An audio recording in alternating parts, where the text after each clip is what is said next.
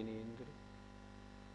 भक्तामर स्तोत्र के सुंदर मनोहर काव्यों का अर्थ आजकल पाठशाला में पढ़ाया जा रहा है। हमें आशा है आपको ज़रूर अच्छा लग रहा होगा। आइए आज काव्य नंबर 33 और 34 दो का अर्थ हम करेंगे। पहले 33वें काव्य का उच्चारण करते। मंदार सुंदर नमेरु सुपारिजात, मंदार सुंदर नमेरु सुपारिजात, संतान कादि कुसुमोत्कर वृष्टिरोद्घात, संतान कादि कुसुमोत्कर वृष्टिरोद्घात, गंधोद बिंदु शुभमंद मरुत्प्रपाता, गंधोद बिंदु शुभमंद मरुत्प्रपाता, दिव्यादिवः पतति ते वचसां ततेर्वा, दिव्यादिवः पतति ते वचसां ततेर्वा, मंदार सुंदर नमेरु सुपारिजात, संतान कादि कुसुमोत्तर वृष्टिरोद्घात, गंधोद बिंदु शुभमंद मरुत्प्रपाता, दिव्यादिवः पतति ते वचसां ततेर्वा। अर्थ बताने से पहले इस काव्य के उच्चारण में एक शब्द पर जरूर ध्यान देना है। हम सब लोग मोस्टली इसको गलत बोलते हैं। शब्द क्या है? रुद्घा। हम बोलते हैं वृष्टि रुद्धा। रुद्धा नहीं बोलना, इसको रुद्घा बोलना है। रुद्घा माने श्रेष्ठ। ये उद्घा शब्द है, वृष्टि ही उद्घा, उद्धा नहीं। इसलिए इस गलती का ध्यान रखें। आइए अब एक एक शब्द का अर्थ देखते हैं। मंदार फूल का नाम है, सुंदर ये भी फूल का नाम, नमेरु फूल का नाम और पारिजात ये फूलों का नाम। सु माने श्रेष्ठ और संतानक ये भी फूल का नाम है। ये कुसुमोत्कर अर्थात कल्प वृक्षों से प्राप्त फूल, इनकी श्रेष्ठ वृष्टि माने वर्षा। आपके मैंने बताया था ना, दिव्य विटप पहुपन की वर्षा। ये भी भगवान का एक प्रातिहार्य है कि वहां निरंतर पुष्प वर्षा होती रहती है। फिर देखें किन किन फूलों की वर्षा होती है। ये फूल सारे जो हैं ये देवता लोग वहाँ जो उनके यहाँ फूल देने वाले कल्प वृक्ष होते हैं, पुष्पांग, उनसे ये फूल लेते हैं और उन फूलों की वर्षा होती है। उन फूलों के कुछ के नाम दिए यहाँ, मंदार, सुंदर, नमेरु, श्रेष्ठ, पारिजात और संतानक आदि कल्प वृक्षों से प्राप्त पुष्पों की। कैसे हैं ये फूल? श्रेष्ठ। इनकी वृष्टि, वृष्टि माने वर्षा। कैसी हो रही है? क्या फूल ही फूल बरस रहे हैं या कुछ और भी? तो कहते हैं गंध उद बिंदु। गंध माने सुगंधित पानी की बूंद, और शुभ माने अच्छी लगने वाली, मंद माने धीमी धीमी बहने वाली, मरुत माने वायु के साथ, प्रपाता गिर रही है। मात्र फूल वर्षा नहीं हो रही, फूल वर्षा हो रही है, धीमी धीमी पानी की धीमी धीमी बूंदें भी गिर रही हैं। जैसे कहीं शादी में हम जाएं ना, तो मेन गेट में जब एंटर होते हैं तो गुलाब जल छिड़का जाता है, हल्का हल्का हल्का। ऐसा सुगंधित पानी की बूंदें, ऊपर से फूल हो रहे हैं और सुगंधित पानी की बूंदें भी, भीनी भीनी बारिश हो रही है। और हवा कैसी, हल्की हल्की मंद मंद हवा के साथ गिर रही है। क्या, फूलों की वर्षा। भगवान कैसा लग रही है, ये फूल हैं कैसे, दिव्या मनोहर हैं। दिव माने आकाश से गिरती हैं। कैसी लग रही हैं, आपके वचनों की पंक्ति की तरह। जब आचार्य जी बोलते हैं तो भक्त क्या कहते हैं, ऐसे बोलते हैं जैसे फूल झड़ रहे हो। वो एग्जाम्पल, वो उदाहरण यहाँ आचार्य मानतुंग ने दिया है। भगवान ये फूल झड़ रहे हैं, ये ऐसे लग रहे हैं जैसे आपके वचनों की पंक्ति ही गिर रही हो।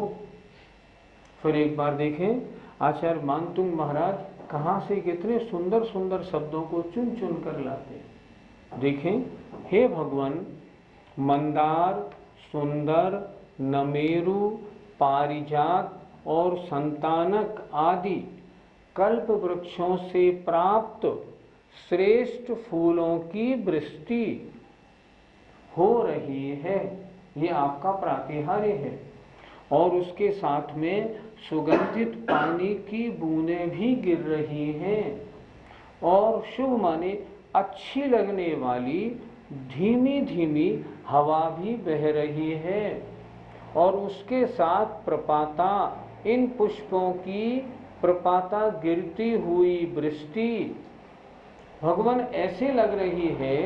ये मनोहर वृष्टि, दिव्य माने मनोहर वृष्टि ऐसी लग रही है जैसे ते माने आपके वचनों की पंक्ति आकाश से गिर रही हो। भगवान जैसे वचनों की पंक्ति निकलती है, ऐसे ये फूलों की वर्षा हो रही है जो बड़ी सुंदर लग रही है।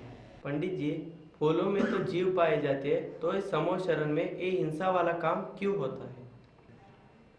कल्प वृक्षों से जो फूल हमें प्राप्त होते हैं वे सचित्त नहीं होते, वे अचित्त होते हैं।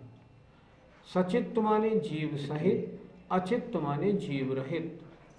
वे फूल ना तो स्वयं एक इंद्रिय होते हैं, ना उनके अंदर जैसे हमारे यहाँ त्रसजीव पाए जाते हैं ऐसे त्रसजीवों की उत्पत्ति भी नहीं होती। आप तो जानते हैं ना कि ऊपर स्वर्गों में विकलेंद्रीय जीव नहीं होते, इसलिए वहाँ मच्छर आदि या उसमें जो जीव उड़ने वाले पाए जाते हैं, जो हमारे यहाँ वृक्षों में फूलों में होते हैं, वे जीव ऊपर पैदा ही नहीं होते। इसलिए वे फूल अचित्त हैं, स्वयं भी जीव नहीं है, उनमें अन्य जीव भी नहीं पाए जाते हैं, इसलिए उनकी वर्षा होने में कोई जीव हिंसा नहीं होती। समव शरण में जीव हिंसा वाला क्या काम, कोई काम नहीं, वहाँ तो होने का प्रश्न ही नहीं उठता। देवता लोगों के पास ऊपर 10 प्रकार के कल्प वृक्ष होते हैं। भोग भूमि में 10 प्रकार के कल्प वृक्ष हैं और देवों में 8 प्रकार के।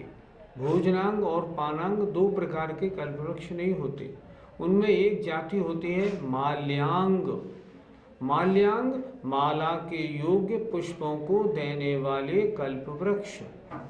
उन कल्प वृक्षों से इन अचित्त फूलों को लाकर वो देव लोग जहाँ जहाँ भगवान का समव शरण होता है वहाँ उसकी वर्षा करते हैं। इसके अलावा जहाँ रिद्धिधारी मुनि महाराजों का या तीर्थंकर भगवान का आहार होता है ना, वहाँ भी देवगण पुष्पों की वर्षा करते हैं। हिंसा वाला कोई कार्य समव शरण में हो भी कैसे सकता है? पंडित जी, ये कल्प वृक्ष क्या होते हैं?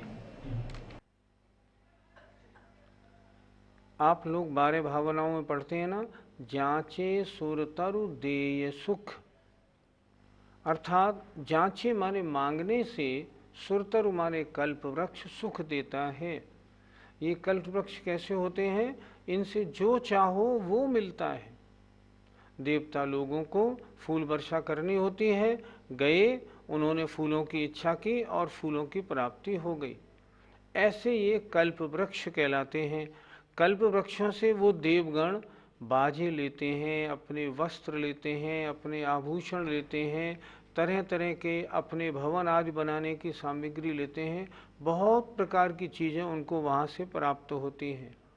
ये कल्प वृक्ष भोग भूमि में भी होते हैं।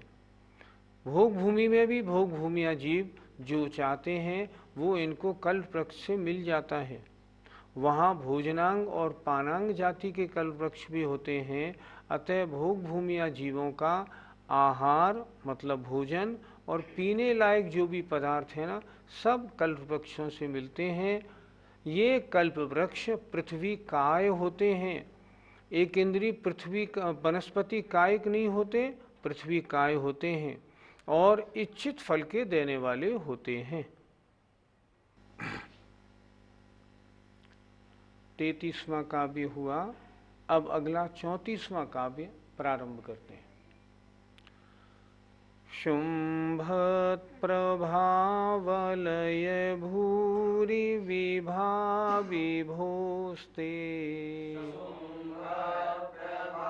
वलय भूरि विभा विभोस्ते लोकत्रये द्युतिमतां द्युतिमाक्षिपन्ति लोकत्रये द्युतिमतां द्युतिमाक्षिपन्ति प्रोद्यद्दिवाकर निरन्तर भूरि संख्या प्रोद्यद्दिवाकर निरन्तर भूरि संख्या दीप्त्या जयत्यपि निशामपि सोम सौम्या दीप्त्या जयत्यपि निशामपि सौम सौम्यां शुंभत्प्रभावलय भूरि विभा विभोस्ते लोकत्रये द्युतिमतां द्युतिमाक्षिपन्ति प्रोद्यद्दिवाकर निरन्तर भूरि संख्या दीप्त्या जयत्यपि निशामपि सौम सौम्यां। आइए इस 34वें काव्य के एक एक शब्द का अर्थ देखते हैं। इसमें किस प्रातिहार्य का वर्णन है? भामंडल प्रातिहार्य का वर्णन। शुंभत, उधर कड़े शब्दों का अर्थ देख लें। द्युतिमताम, सभी कांतिमान पदार्थों की। द्युतिमताम आक्षिपंती, तिरस्कृत करने वाली।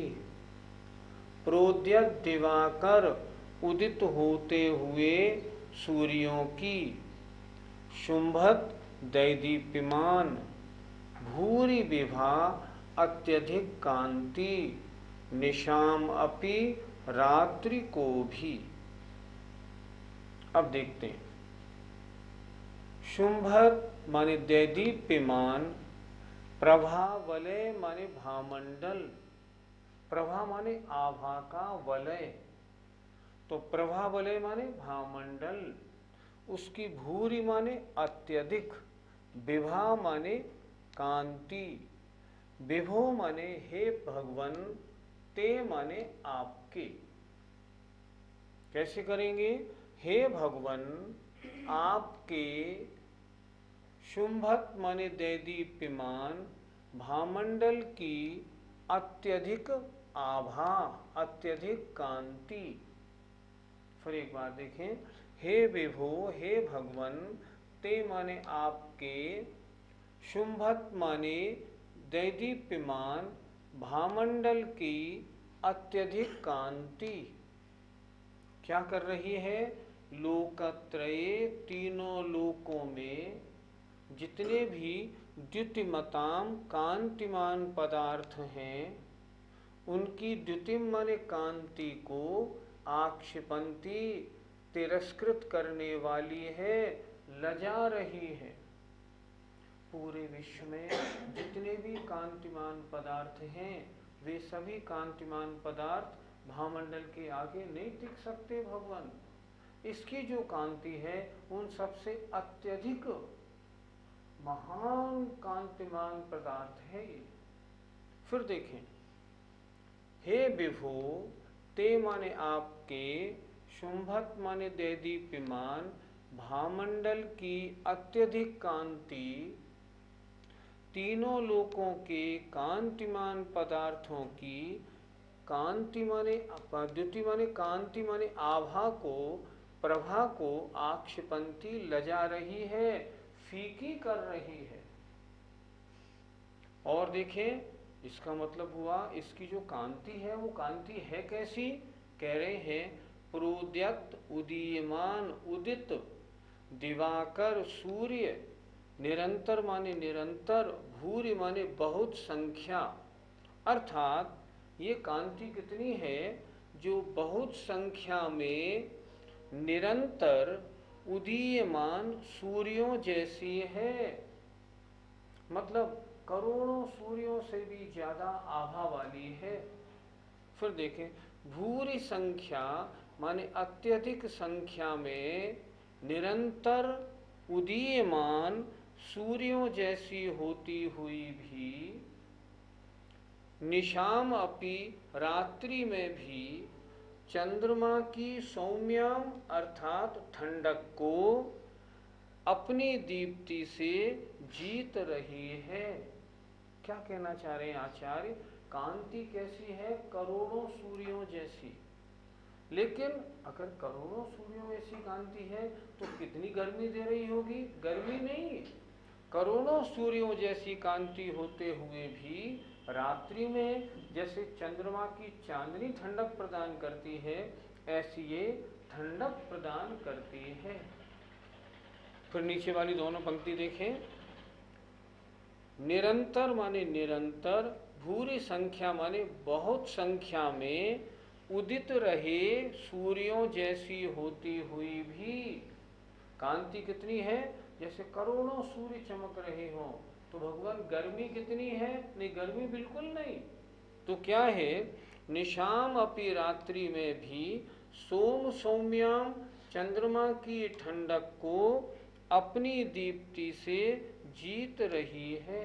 ऐसी कांति है इन भावमंडलों की। एक बार फिर देख लें, शुंभत दैदीप्यमान प्रभावले भामंडल की, भूरि माने अत्यधिक, विभा माने कांति, हे भगवान आपके दैदीप्यमान भामंडल की अत्यधिक कांति तीनों लोकों के कांतिमान पदार्थों की कांति को लजा रही है। इसके आगे कोई नहीं टिक सकता, इतनी कांति है इसमें। और इसकी कांति है कैसी? जैसे भूरी संख्या माने बहुत संख्या में उदित हुए सूर्यों की, निरंतर उदीयमान, निरंतर प्रकाशमान, निरंतर प्रकाशमान बहुत संख्या में उदीयमान सूर्यों जैसी होती हुई भी गर्मी बिल्कुल नहीं। अर्थात रात्रि में भी सोम माने चंद्रमा की ठंडक को अपनी दीप्ति से जीत रही है। करोड़ों सूर्यों जैसी आभा निकल रही है, उसके बावजूद भी ठंडक है। जैसी रात्रि में चंद्रमा ठंडक देता है, ऐसे ही इतनी कांति होते हुए भी ठंडक प्रदान कर रही है, गर्मी नहीं।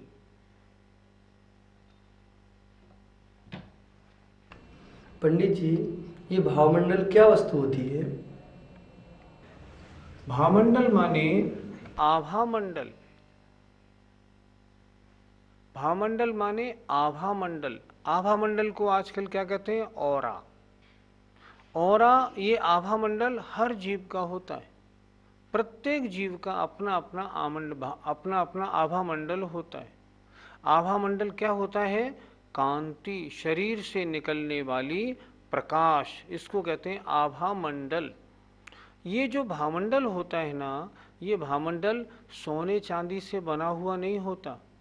हम लोग आजकल क्या करते हैं? मूर्ति के पीछे भावमंडल लगाते हैं, चांदी या सोने का भावमंडल लगा दिया, तो ऐसे भगवान के पीछे कोई सोने चांदी का भावमंडल लगा हुआ नहीं होता। ये तो भगवान के शरीर से जो आभा निकलती है, उस आभा का जो प्रकाश पुंज है, उसका नाम भावमंडल कहा जाता है। भगवान के भावमंडल की क्या विशेषता होती है?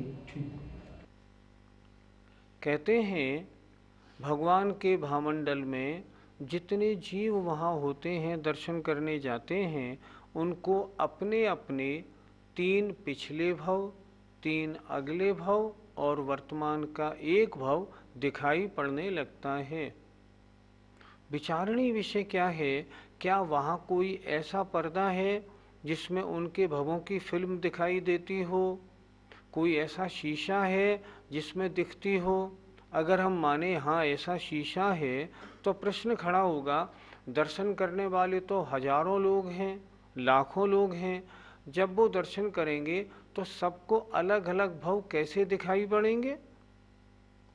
ये प्रसंग जब हमने महाराज से पूछा तो महाराज ने बताया, वास्तविकता ये है, भगवान के आभा मंडल के क्षेत्र में जिन जीवों का प्रवेश हो जाता है, उनको अपने ज्ञान का क्षयोपशम इतना अच्छा हो जाता है उन सब जीवों को, कि उन्हें अपने अगले पिछले 3 भव और वर्तमान एक, ये 7 भव स्पष्ट दिखाई देने लगते हैं।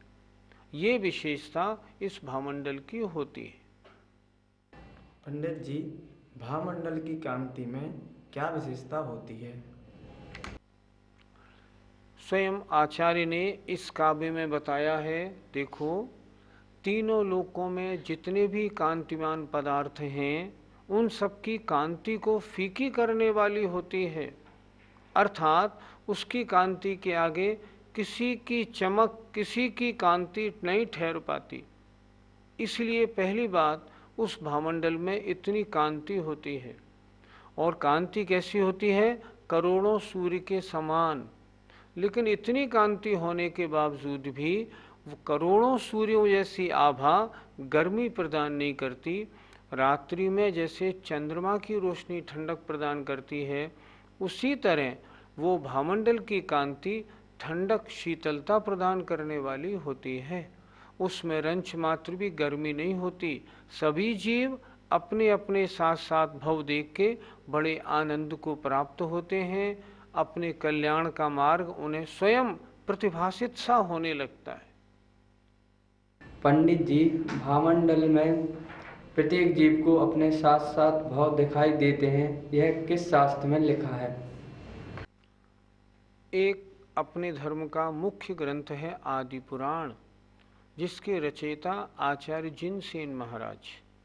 उन आचार्य जिनसेन महाराज ने उसके 23वें सर्ग में स्पष्ट लिखा हुआ है कि जो जो जीव भगवान आदिनाथ के दर्शन करने आते थे, वे भगवान के आभा मंडल में अत्यंत प्रसन्नता पूर्वक अपने अपने 3 अगले, 3 पिछले और एक वर्तमान 7 भवों को देखकर अत्यधिक प्रसन्न होते थे। ऐसा वर्णन आचार्य जिनसेन महाराज ने आदि पुराण में स्पष्ट किया है। अच्छा, प्रमाण केवल एक आदि पुराण का नहीं, अन्य हरिवंश पुराण आदि अन्य ग्रंथों में भी ये प्रमाण मिलता है कि भगवान के भावमंडल में सभी जीवों को 3 अगले, 3 पिछले, एक वर्तमान, इस तरह 7 भव दिखाई पड़ते हैं।